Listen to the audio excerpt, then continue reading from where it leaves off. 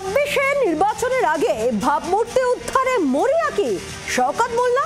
ভাঙড়ে গ্রামে গ্রামে ঘুরে সার্ভে করছেন তিনি, শুনছেন নালিশও। ভাঙড়ের সর্দারপাড়ায় বেহাল রাস্তার জেরে আটকে বিয়ে, ক্ষোভ উগরে দেন মহিলারা। অভিযোগ শুনে রাস্তা সারাইয়ের আশ্বাস দেন তিনি। কয়েকদিন আগেও বিএলআর অফিসে চলে যান শওকত।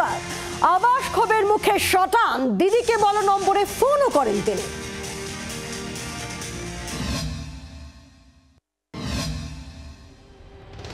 ২৬-এর বিধানসভা ভোটের আগে হট টপিক ভাঙড়। ক্যানিং পূর্বে তৃণমূল বিধায়ক শওকত মোল্লার পাখির চোখ সেই ভাঙড়ে। ঘন ঘন জনসংযোগেও খামতি নেই শওকতের। এখানে এমন হাল যে বেহাল রাস্তার জেরে আটকে একাধিক পরিবারের বিয়ে, পাত্রপক্ষ আসতেই নারাজ। এলাকায় সার্ভে করছিলেন ক্যানিং পূর্বে বিধায়ক শওকত মোল্লা। সর্দারপাড়ার মাঠপাড়ায় পৌঁছতেই ক্ষোভে ফেটে পড়েন মহিলারা। তারা জানান, বছরের পর বছর ধরে রাস্তা খারাপ, বর্ষায় হাঁটা চলা করতে পারছে না, ফলে সামাজিক অনুষ্ঠানের পাশাপাশি রাস্তা দেখেই পাত্রপক্ষ বিয়ে ভেঙে দিচ্ছে।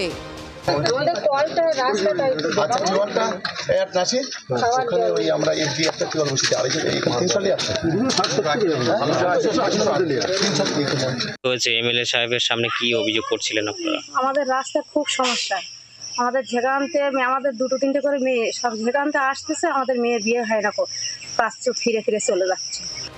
শীঘ্রই রাস্তা সংস্কারের আশ্বাস শওকত মোল্লার। সবচাইতে বড় সমস্যা, এখানকার বিধায়ক হচ্ছে নওশাদ সিদ্দিকী, আইএসএফ থেকে নির্বাচিত হয়েছিল ২০২১ সালে। ৪ বছর ৫ বছর হয়ে গেল, এখনো পর্যন্ত ১ ফুট কাজ করতে পারেনি। আমরা নিশ্চিতভাবে রাস্তাঘাটের যে সমস্যা আছে বা মানুষের যে সমস্যাগুলো আছে সেগুলো আমরা মেটানোর চেষ্টা করব। তবে এটা একদিনে সম্ভব নয়, এটা একটু সময় লাগবে। আমরা নিশ্চিতভাবে এগুলো আন্তরিকতার সঙ্গে দেখব।